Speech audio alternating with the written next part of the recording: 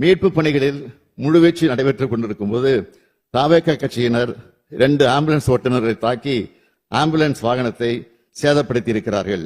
இதனால் மீட்பு பணிகள் தடைப்பட்டன. இது தொடர்பாக கரூர் நகர காவல் நிலையத்தில் 2 வழக்குகள் பதிவு செய்யப்பட்டு விசாரணை நடந்து வருகிறது. சம்பந்தப்பட்ட நபர் கரூர் நீதித்துறை நடுவர் முன்பு சரணடைந்திருக்கிறார். மற்றொரு குற்றவாளி 2 வழக்குகளிலும் தொடர்புடையதாக கைது செய்யப்பட்டிருக்கிறார்.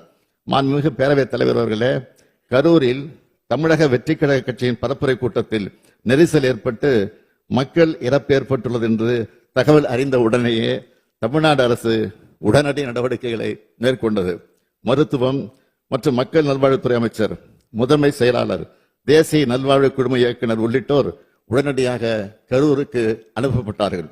மேலும் அன்று இரவே நானும் கரூருக்கு சென்று பாதிக்கப்பட்ட குடும்பங்களை சந்தித்து ஆறுதல் கூறினேன். கரூர் துயரத்தை கேள்விப்பட்டதும் என்னால் வீட்டில் இருக்க முடியவில்லை. அதனால்தான் உடனடியாக கரூருக்கு அன்றைய இரவே சென்றேன்.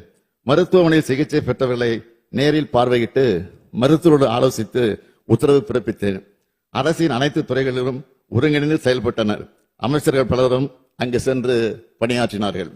கரூர் அரசு மருத்துவக் கல்லூரி மருத்துவமனையில் கூட்ட நெரிசலில் பாதிக்கப்பட்ட முதல் நபர் இரவு 7:47 மணிக்கு அனுமதிக்கப்பட்டார்.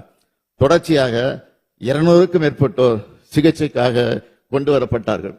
அனுமதிக்கப்பட்டவர்களுக்கு சிறப்பு சிகிச்சை அளிப்பதற்காக சேலம், நாமக்கல், மதுரை, திருச்சி, திண்டுக்கல், கோயம்புத்தூர், புதுக்கோட்டை ஆகிய இடங்களிலிருந்து 152 மருத்துவர்கள், செவிலியர்கள், மருத்துவ உதவியாளர் வந்து பணியில ஈடுபட்டார்கள். பொது சுகாதார இயக்குநர் தலைமையில் கூடுதல் மருத்துவ குழுக்கள் அமைக்கப்பட்டன.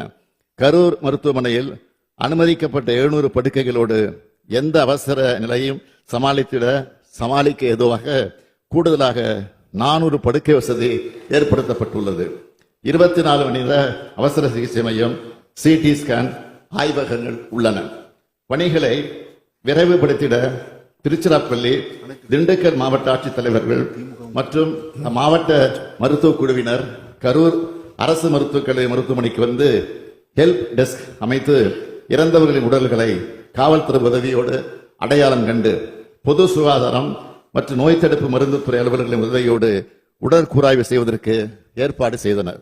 கரூருக்கு அருகில் உள்ள சேலம், நாமக்கல் மற்றும் மதுரை அரசு மருத்துவக் கல்லூரி முதல்வர்கள் தங்கள் மருத்துவக் கல்லூரியில் இருந்து சிறப்பு மருத்துவ குழுக்களோடு 27/9/2022 அன்று இரவு கரூர் அரசு மருத்துவக் கல்லூரி மருத்துவமனைக்கு வந்தனர்.